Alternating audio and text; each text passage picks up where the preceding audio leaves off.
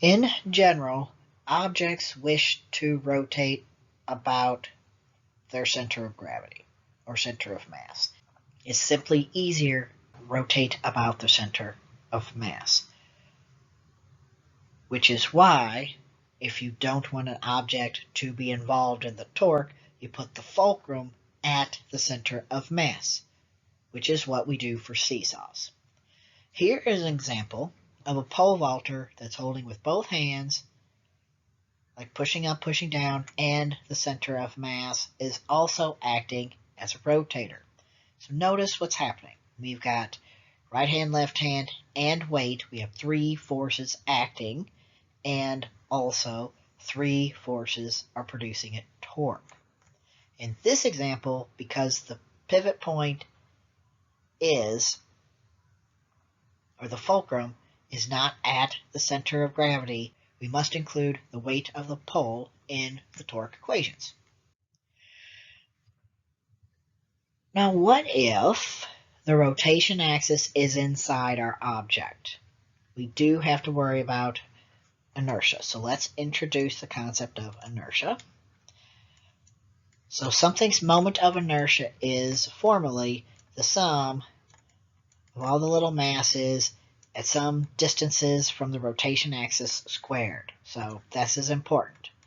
This is distance from rotation axis. Even though it looks real similar to similar mass, it is not. So we look at all the little chunks of mass at this distance from the fulcrum, and then we sum over all the pieces. Now this is of a particle generically. Now, when we use the idea of, well, what if the particles, they're smaller, they're closer together, then we can expand the concept of addition or summation into an integral, which is where this table comes from. We use this version which I call the particle version, when the rotation axis outside object. So that's where you have to ask yourself, where is the rotation axis?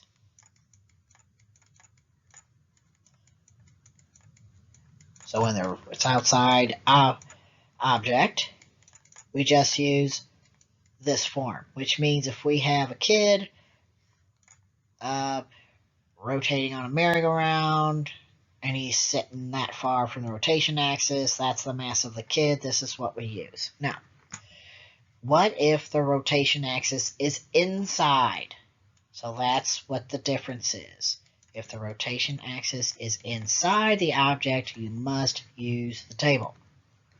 That is a non-negotiable. So you have to ask yourself, are we a hoop or a hollow disc, or are we a solid? And cylinders and discs really are the same thing. It's just a little bit of it's just getting into details about how thick you're going to call a hoop versus a disc versus a cylinder. It's a matter of the height. So, but they're treated exactly the same way. So we can do discs, we can do spheres, and we have rods, which are here. And a slab or a plank is treated the same way as a rod.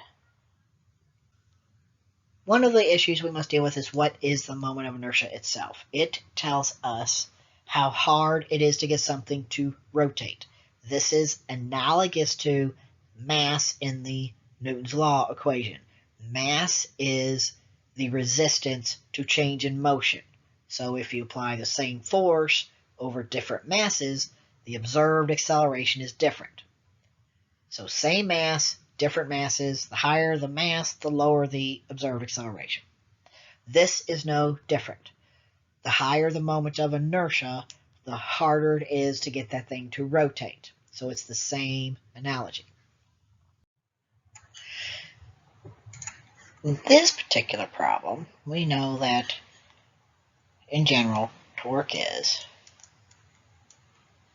the distance from the pivot point, we apply a force, and the sine of the angle between those two vectors. What I want to introduce is another version of torque relating to the moments of inertia. We know the force is the product of mass and acceleration, where mass is actually the quantity that resists change in movement. Turns out torque has a very similar form, where torque is a product of a mass term, which is the moment of inertia, and an acceleration term, which is an angular acceleration. So let's introduce what angular acceleration alpha means. So this is angular acceleration.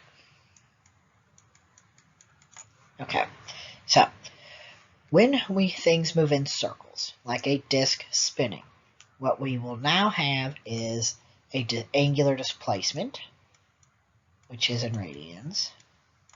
That's just like how many degrees did you lift up the ramp. That would be defined as angular displacement, but we're used to talking in terms of degrees. When we say we have an incline, we raise it up to 30 degrees, well, that's degrees. That's the wrong unit for angular rotation. We do want the angular rotation or angular distance unit to be radians.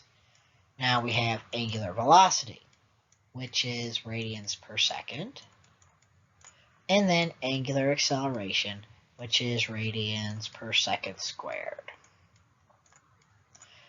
So here are our units for angular values, which means now we can rewrite the torque equations, and usually it's in this form when we have forces involved